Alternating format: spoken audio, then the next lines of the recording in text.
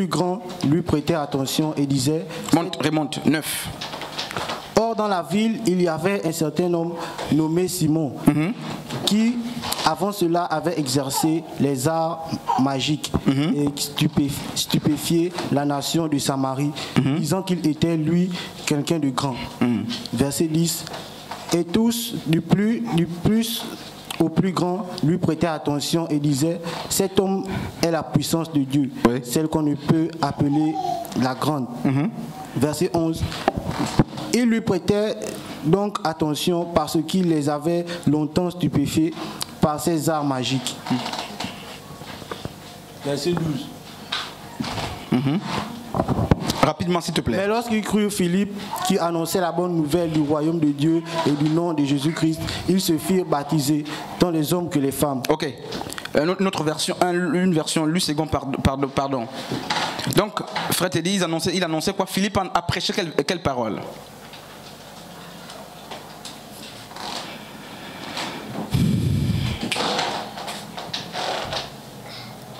Qu'est-ce que Philippe a prêché en Samarie?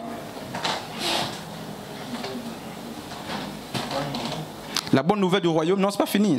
Oui. Après? La bonne nouvelle du royaume de Dieu. Et du nom de Yeshua. Voilà. La bonne nouvelle du royaume de Dieu et du nom de Yeshua. Donc, c'est cette parole, regardez ce qui se passe, c'est cette parole qui a engendré en Samarie la bonne nouvelle du royaume de Dieu. C'est quoi la bonne nouvelle du royaume de Dieu?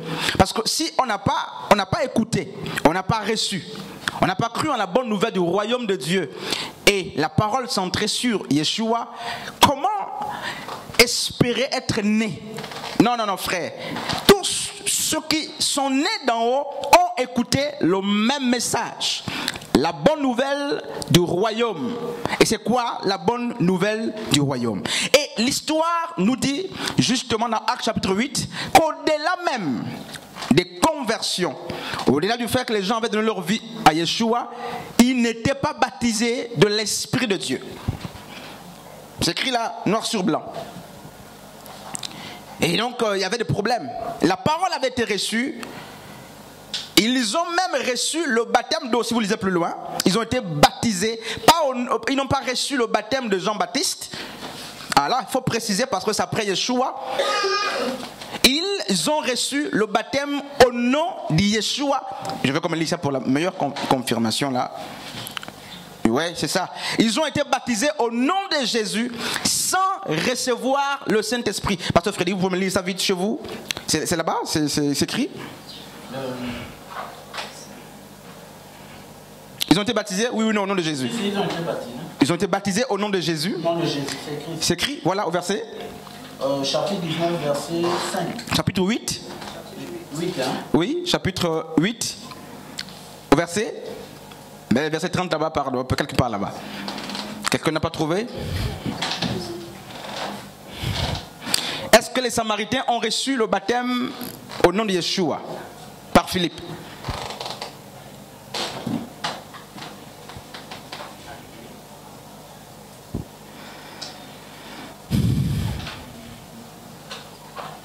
Ah non, les Bibles sont ouvertes pourtant là. Au verset 16. Ouais, le verset 16. On dit? C'est arrivé. Car il n'était encore descendu sur aucun d'eux. Non, là-bas il n'avait pas reçu. Il n'avait pas reçu. En fait, il n'avait pas reçu là-bas, il n'avait pas encore reçu le baptême du Saint-Esprit. Mais je demande s'il n'avait pas reçu le baptême d'eau au nom de Jésus. Est-ce que les Samaritains avaient reçu le baptême d'eau au nom de Jésus? Tu as dit oui. Tu es où? Tu n'as pas? Verset 12. C'est écrit quoi là-bas? Mais quand ils eurent cru à Philippe, qui leur annonçait la bonne nouvelle du royaume de Dieu et du nom de Jésus-Christ. Lis avec le micro. Quand on recommande la lecture là? Mais quand ils eurent cru à Philippe, qui leur annonçait la bonne nouvelle du royaume de Dieu et du nom de Jésus-Christ, hommes et femmes se firent baptiser. On ne précise pas ici. Tu as fini comme ça? On ne précise pas. Bien sûr qu'ils n'ont pas été baptisés au nom de Jésus. Bon, lisez. Vas-y, continue la lecture, sœur Marie. Très vite, très vite. Verset 13. Oui. Simon lui-même crut et après avoir été baptisé, il ne quittait plus Philippe et il voyait avec étonnement les miracles et les grands prodiges qui s'opéraient. Oui, vas-y. Les vite. apôtres qui étaient à Jérusalem ayant appris que la Donc Samarie les apôtres ont appris que la Samarie a connu un réveil. reçut la parole de Dieu, Voilà. y envoyèrent Pierre et Jean. Pierre et Jean. Ceux-ci, arrivés chez les Samaritains, prièrent pour eux afin qu'ils reçussent le Saint-Esprit, car ils n'étaient encore descendus sur aucun d'eux. Ils avaient seulement été baptisés au nom du Seigneur Jésus. Il faut bien lire, voilà. Donc ils étaient baptisés au nom de Jésus, sans recevoir le Saint-Esprit qui engendre. Regardez, l'Église ne peut pas connaître la croissance si elle s'est arrêtée au baptême du nom de Jésus sans attendre l'effusion de l'Esprit de Dieu. Parce que dans Actes chapitre 2, en réalité, les disciples n'ont pas reçu le Saint-Esprit au jour de la Pentecôte. Ça, c'est l'Église qui a mentionné ça aux gens, et c'est un mensonge. Les disciples ont reçu l'Esprit de Dieu avant le jour de la Pentecôte. Et c'est écrit dans la Bible. Parce que lorsque le Seigneur ressuscite, il apparaît, il a soufflé sur les apôtres.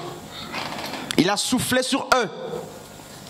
Il a donné l'Esprit ce jour-là.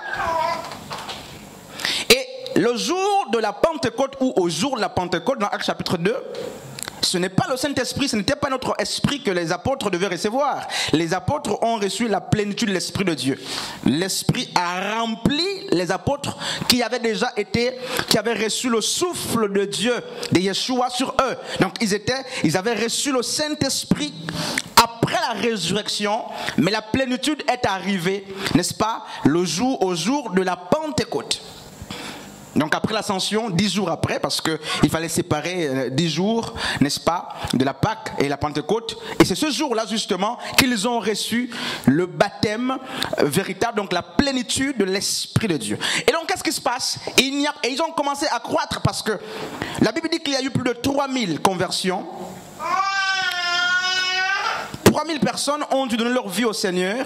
Donc la croissance a commencé avec, n'est-ce pas, la plénitude de l'Esprit de Dieu. Et en Samarie, la croissance véritable est venue, non pas lorsque les gens ont été baptisés. Au nom du Seigneur Jésus, comme beaucoup parmi nous, c'est pourquoi il y a un problème de croissance spirituelle, parce que après le baptême au nom de Jésus, les gens pensent qu'on reçoit le Saint-Esprit, ce qui est complètement illusoire. Regardez ce qui se passe.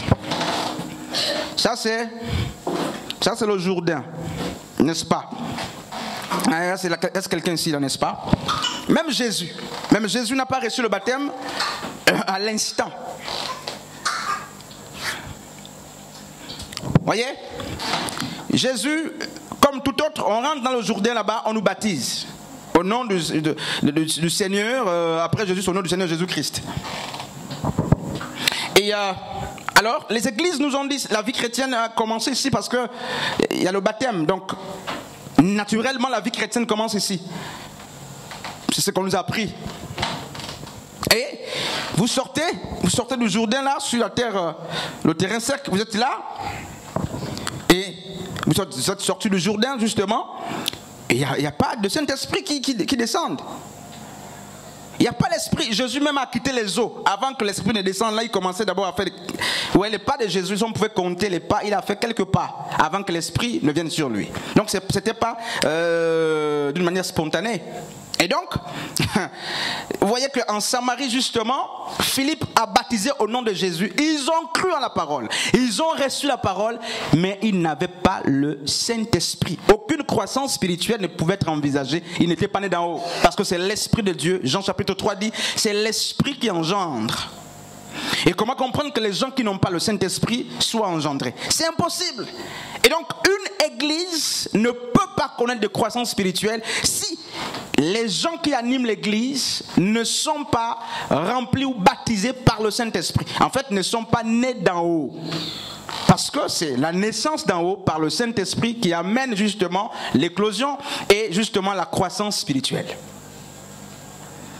Donc les problèmes de croissance se posent pourquoi? Et parce qu'il y a des problèmes de naissance d'en haut.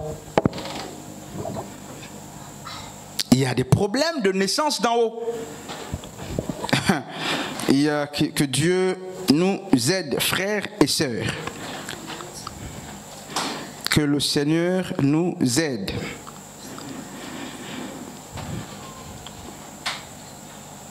Je voudrais lire un texte.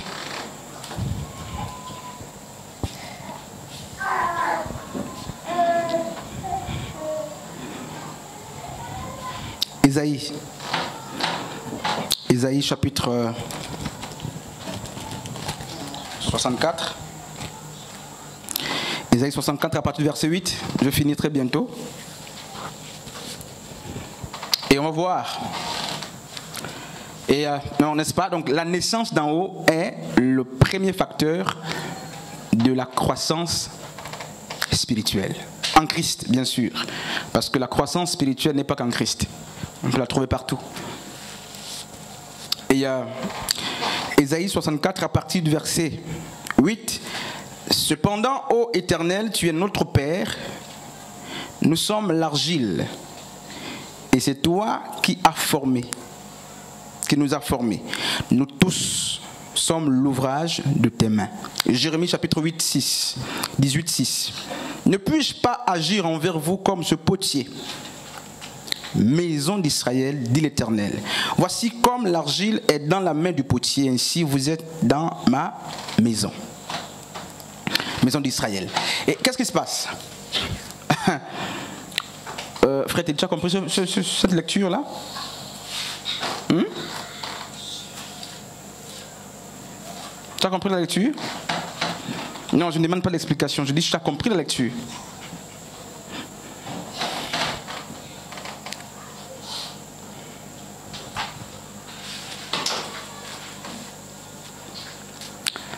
Que Dieu nous aide, hein, frère. Tu as compris la lecture? Tu peux écouter? Voilà pourquoi j'ai posé la question, parce que je ne vous voyais pas suivre. Ésaïe 64, 8. Cependant, ô Éternel, tu es notre Père, nous sommes l'argile, et c'est toi qui nous as formés, nous sommes tous l'ouvrage de tes mains. Jérémie 18, 6. Ne puis-je pas agir envers vous comme ce potier, maison d'Israël, dit l'Éternel. Voici comme l'argile est dans la main du potier, ainsi vous êtes dans ma main, maison d'Israël. Alors, qu'est-ce qui se passe? Regardez ce qui se passe. On a compris que c'est la naissance d'en haut qui constitue le premier niveau de la croissance spirituelle. Ceux qui veulent naître, plutôt ceux qui veulent croître spirituellement, doivent se rassurer qu'ils sont nés d'en haut. D'abord. Et on sait qu'il y a, n'est-ce pas, des conséquences qui attestent qu'on est d'en haut. Mais ils ne sont pas d'abord sur ça. C'est des grands points. Et Ésaïe 64 nous parle, n'est-ce pas, de la relation entre l'argile et le potier. Même dans Jérémie chapitre 18 à partir du verset 6. On nous parle de la relation entre l'argile et le potier. Alors, je vais poser une question à deux personnes. Je vais d'abord répéter ce que je suis en train de lire. Ésaïe 64, 8, Jérémie 18, 6 nous parlent ensemble de la relation entre l'argile et le potier. Alors, c'est qui le potier? Allez, c'est Jésus. C'est qui le potier là? Frère Teddy, le potier c'est qui? Non, d'une manière, est-ce que tous les potiers c'est Jésus? Naturellement, le potier c'est qui? C'est quoi? Quand on dit vous êtes potier, un artisan. Oui. Autre chose? Le créateur. Il fait quoi, le potier? Il fait des tentes. Hein? La boue.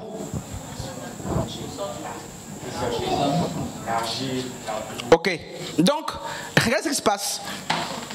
On va regarder, n'est-ce pas ça, à l'esprit. Je finis dans 10-15 minutes.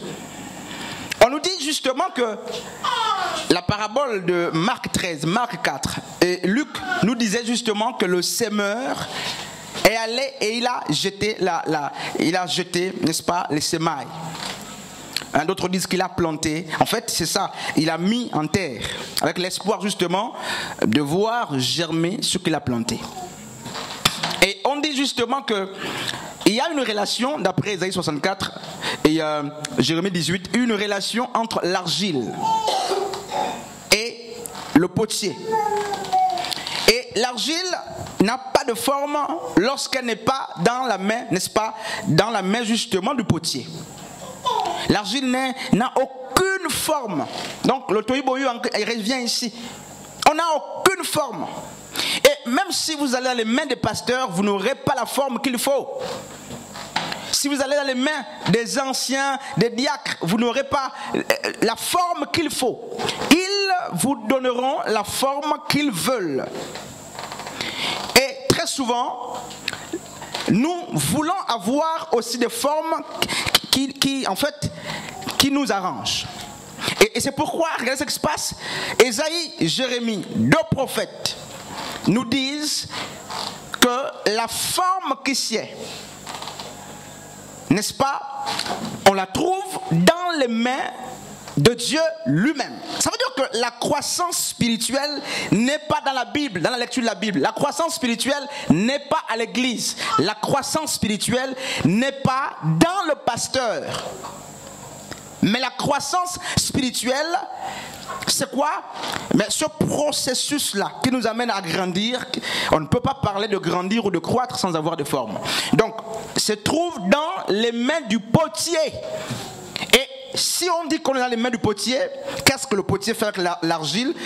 Il malaxe, il mélange, pile, ça dépend. Il peut faire cuire l'argile, il peut, c'est pas les mots là, tout ça, mélanger, appuyer, en tout cas malaxer tout ça, et appuyer, laisser exposer au soleil avec l'objectif de donner une forme à l'argile qu'il a prise là-bas, quelque part à la carrière, sans aucune forme. Et cette forme ne se trouve pas à l'église. Cette forme ne se trouve pas dans la Bible. Cette forme se trouve au pied de la personne de Yeshua. Et donc la croissance spirituelle ne peut pas être évidente si il faut que l'argile accepte d'aller dans les mains du potier. Trop de rébellion, trop de colère. Il n'y a pas de forme. C'est que quand l'église n'a pas de forme, quand les ministres de Dieu n'ont pas de forme, quand les hommes d'église n'ont pas de forme, comprenez qu'ils ont refusé que le potier exerce sur eux son métier. Ah, c'est ce que Dieu me siffle, n'est-ce pas? La Bible dit quoi? Il nous donne la forme qui lui plaît à lui. Ça, c'est autre chose, frère. La forme qui plaît à Dieu pour toi, ce n'est pas la forme qui te plaît à toi. Ce n'est pas ce que tu désires. Toujours. Dieu a besoin de toi, il te prend, il fait de toi un vase. Et la forme que tu as en tant que vase dépend du potier. Et donc on comprend qu'il faut l'entière soumission. Dans les mains du potier, il y a l'argile qui boude. La boule, en fait, les gens qui sont réfractaires au changement. Et ça, c'est l'image, hein, frère. Vous allez me dire que l'argile, là, c'est la boule, mais l'argile, c'est l'homme ici, frère.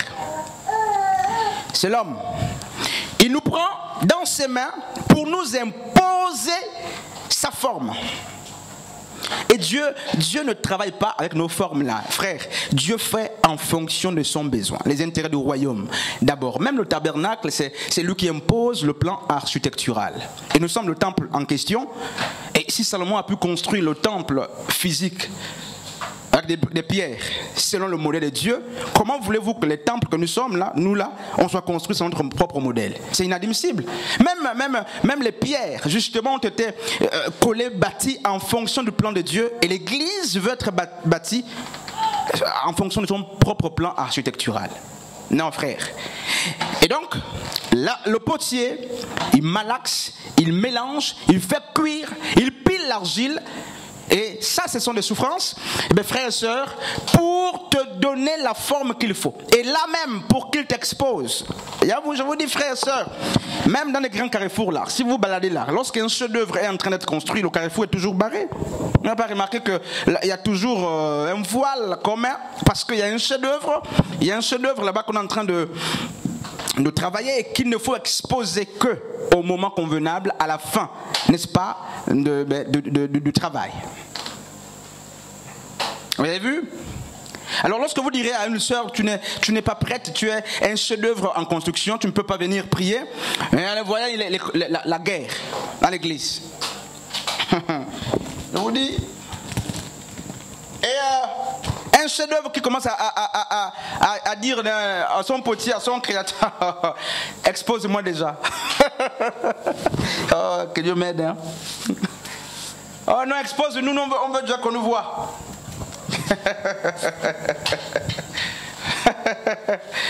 Je vous dis, frère, le potier connaît, homme de Dieu, le temps qu'il faut pour exposer son œuvre. Donc pendant que l'œuvre est en construction, l'œuvre est cachée de la présence et de la vue des hommes. C'est comme ça que Dieu nous bâtit pour notre croissance spirituelle. C'est en secret. Il nous travaille en secret. Je m'étonne que nous, les chefs-d'œuvre de Dieu, mais on résiste, on commence à dire à Dieu, tu es en train de me façonner l'oreille, même s'il n'y a pas encore l'autre oreille là, expose-moi. Je veux déjà qu'on me voit un peu. Dieu dit non, non, non, non. Il te manque un pied là. Tu dis non, même avec le pied là, montre-moi déjà. Dieu dit non, non, tes yeux ne sont pas les deux, là. Il faut la bouche, il n'y a pas les dents. Tu dis, montre-moi comme ça, même si je suis édenté, tout ça. Et c'est ça qui se passe. Et après, mais il y a un problème, frère. Oh, que Dieu nous aide, hein, frère. Donc, le frère, l'architecte, l'artisan n'expose son œuvre qu'à la fin. Normalement, qu'à la fin, c'est à la fin que les hommes viennent pour contempler la beauté de Dieu, le travail que Dieu a effectué dans le secret. Dans le secret.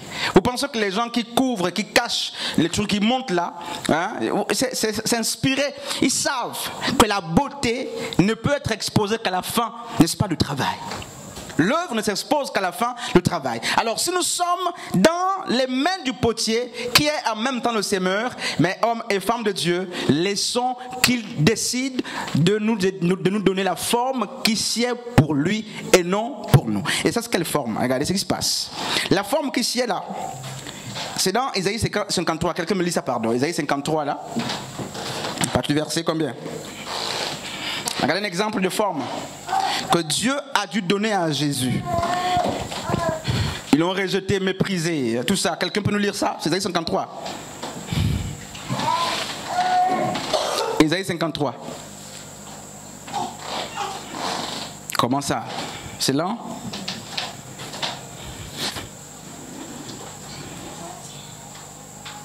Isaïe 53, il n'y a pas?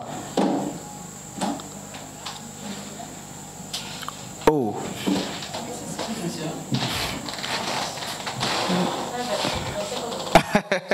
Après le verset premier. On va nous lire ça très vite, pardon. On va finir. Je lis la parole de Dieu dans Isaïe 53 à partir du verset 1er. Qui a cru à notre prédication le bras de Yahweh? Pour qui s'est-il découvert? Il est monté en face de lui comme une jeune plante, comme une racine en terre aride.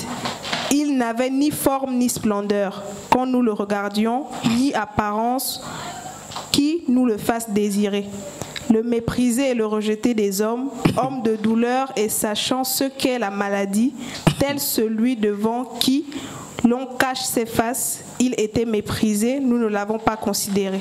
Il était méprisé, nous ne l'avons pas considéré. Vas-y s'il te plaît, on finit. En vérité, il a porté nos maladies. En vérité, il a porté nos maladies. Et il s'est chargé de nos douleurs. Il s'est chargé de nos douleurs. Mais nous avons estimé qu'il était frappé. Nous avons estimé qu'il était frappé. Battu par Elohim et humilié. Battu par Elohim et humilié.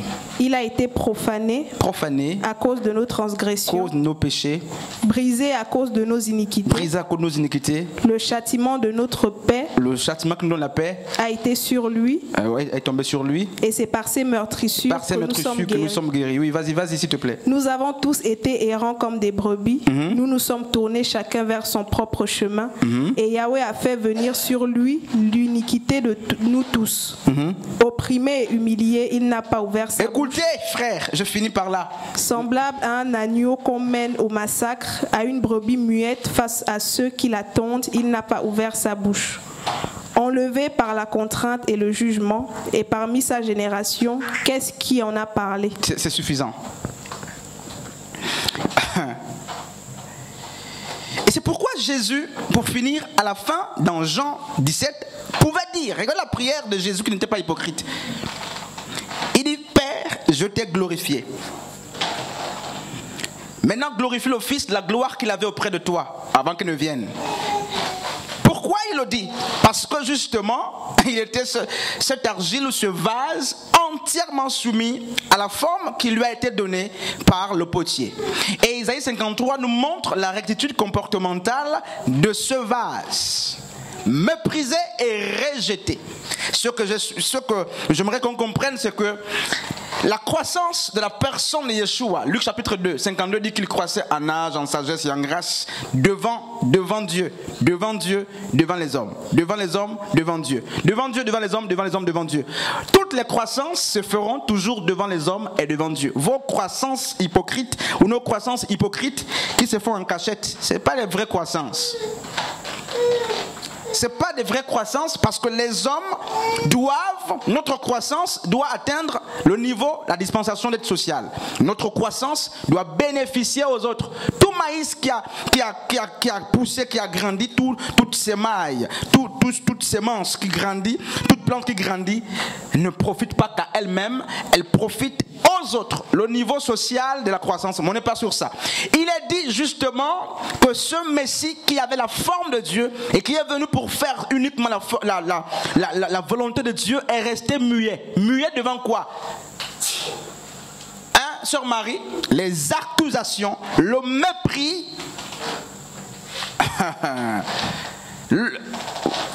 Ça c'est, et Éphésiens 4 dit, 12 à 13 dit, nous devons atteindre la stature.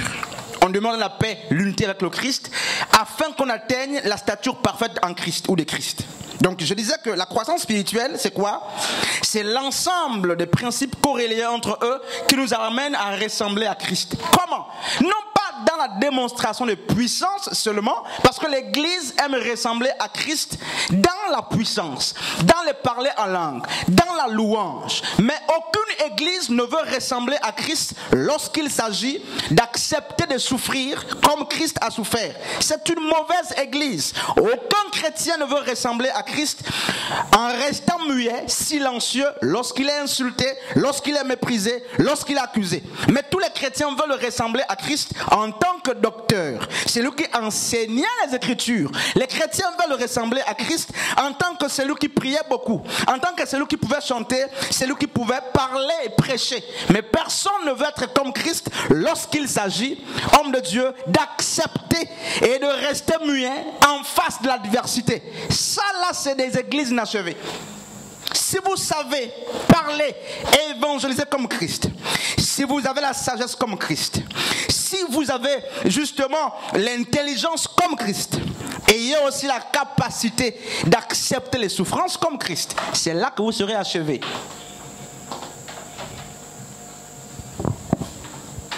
Alors, pourquoi vous voulez diviser Jésus en deux? Voilà, les Romains l'ont crucifié, l'église protestante le divise. Voilà, la bénédiction, tout ça là, démonstration de puissance, prière, puissance, tout ça. Et souffrance, parce que Christ est composé de deux parties. Autorité, puissance, démonstration et souffrance. Ah, c'est la vie de Christ. Et les chrétiens ont pris le côté droit là. Puissance, autorité, gloire, sagesse. Il n'y a pas de chrétien qui dit Seigneur, je veux te ressembler, à tel point que je reste silencieux, comme Isaïe 53 dit, dans l'adversité. Si vous voulez ressembler à Christ, si nous voulons ressembler à Christ, ressemblons à Christ dans la totalité. Il était aussi muet lorsqu'on le tordait, lorsqu'on l'insultait. La Bible dit qu'il a été comme un agneau qu'on conduit à l'abattoir sans mot dire. Il a perdu les mots ce jour-là. Il est resté muet. Donc la foi ne s'exerce pas que par la prière. La maturité ne s'exerce pas que par des réponses. La maturité ne s'exerce pas que par la méditation, la prière, le jeûne. Mais aussi par la capacité à supporter en silence. C'est ce que la Bible dit. Parce qu'il y a supporter et pour vous répondre.